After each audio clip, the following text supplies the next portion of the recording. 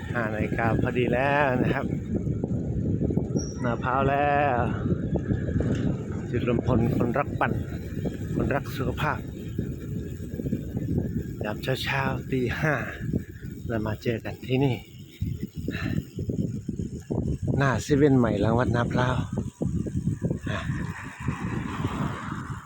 คนสมาชิกออกมาปั่นยามเช้ากันเยอะเลยอันนี้คือคักทุกวันสวัสดีทุกคนสวัสดีทุกคนโอ้โหมาแล้วสวัสดีทุกคนหน้าเซเว่นใหม่ทุกวันเรามาจอยกันคนรักปั่นตอนเช้าตี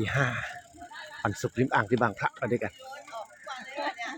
สวัสดีครับน้องเบียร์สวัสดีครับโอ้ยสีสันมันสีเขียวนี่